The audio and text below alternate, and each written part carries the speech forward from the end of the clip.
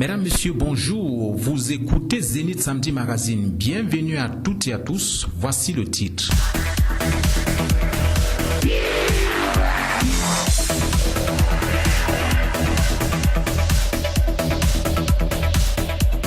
Un seul titre donc à la une de cette édition, lutte contre le paludisme, les femmes islamiques s'engagent dans le combat. Une quarantaine d'entre elles, membres de l'OFIF, Organisation de femmes pour un islam sans frontières, prennent part depuis ce matin au quartier Mimboman à Yaoundé à un atelier de formation cas au palu. Les femmes de l'OFIF apprennent la bonne pratique pour le diagnostic et le traitement de cette maladie. Voilà pour le titre.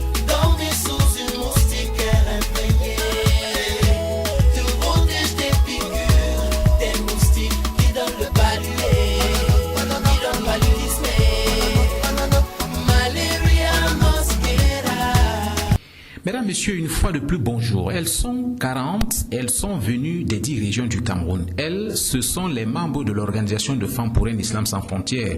Réunies depuis 7h30 ce matin au centre islamique de Mimboman, elles prennent part à un atelier de formation cas au palu qui a pour but de doter la femme de l'islam des moyens nécessaires pour mettre cette maladie hors d'état de nuire. 3 modules de formation sont prévus à cet effet: définition et transmission du paludisme, prévention, notamment sur l'hygiène du milieu et bien sûr le diagnostic et le traitement du fléau. Au terme de cet atelier d'un jour, les femmes de l'OFIF iront elles aussi former d'autres femmes dans leurs communautés respectives.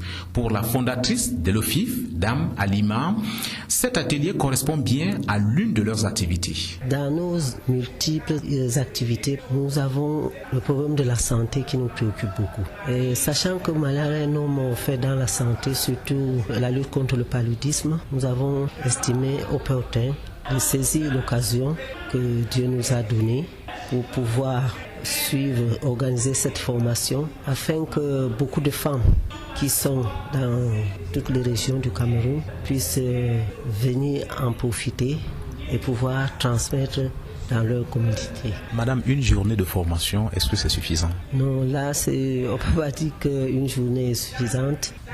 Compte tenu du fait que les gens ont beaucoup d'occupations, on va se contenter de ce qu'on pourra. L'essentiel, ce n'est pas de suivre beaucoup de jours de formation, c'est de savoir accueillir, réceptionner ce qui est important et développer soi-même sur le terrain. Mais pourquoi la femme musulmane? Voici la réponse de la coordinatrice de Malaria No More, Olivier Ngou. On a choisi la communauté musulmane parce que c'est vrai que depuis qu'on est en activité, on n'avait pas encore vraiment touché cette cible depuis près de 2 ans. Donc il est vraiment temps qu'on puisse donner des informations essentielles sur la lutte contre le paludisme à nos sœurs musulmanes, d'autant plus que l'année dernière il y a eu des flambées de cas de paludisme dans la région de l'extrême nord. Donc c'est essentiel qu'on puisse leur donner l'information nécessaire et qu'elles puissent aller former d'autres femmes. En mettant ses sœurs et filles à l'école de Kao Palu, la fondatrice de l'OFIF ne s'est pas trompée. En voici la preuve. Ça dit qu'il faut dormir sous les moustiquaires imprégnés, éviter que nos moustiquaires aient des trous, s'assurer que les enfants également dorment sous les moustiquaires, sensibiliser les voisins. Et pour les femmes grosses, dès le premier moment, elles doivent aller à l'hôpital parce que tout peut paraître bien alors qu'il y a des problèmes cachés quelque part. Et il y a la prévention aussi des médicaments qu'on donne aux femmes grosses pour prévenir le paludisme. C'est, comment on appelle ça, TPI. Le TPI, c'est ça qu'on donne aux femmes grosses pour prévenir le paludisme. Et maintenant, quand un enfant est malade, on ne doit pas attendre, on doit l'amener dans un centre de santé immédiatement et on va faire la goutte espèce pour voir si effectivement c'est le paludisme. Dans ce cas, on administre le traitement à l'enfant. Madame Fatima Nzeket vient de la région du centre. Le fruit de cet atelier sera également bénéfique aux populations de Douala avec Madame Sentiki. Et oui, ce séminaire nous a tellement édifié sur la prévention du palu déjà. Prévention qui est égale à moustiquaires imprégnés. Il faut dormir systématiquement dans les moustiquaires imprégnés. Et puis, il faut nettoyer les bordures de la maison d'eau stagnante. De 2, il faut sensibiliser les voisins, les populations pour qu'ils dorment dans les moustiquaires pour pouvoir repousser le paludisme.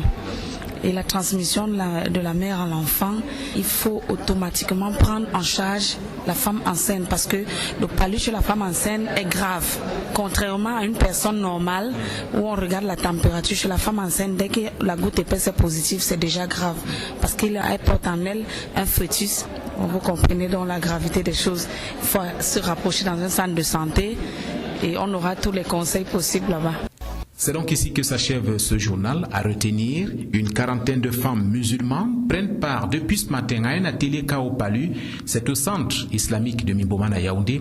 Elles apprennent les bonnes pratiques pour le diagnostic et le traitement de la maladie. Journal mis en onde par René Aïssi et Benizia Diki, c'est mon nom. Mesdames, Messieurs, merci de nous avoir suivis. Bon week-end à tous.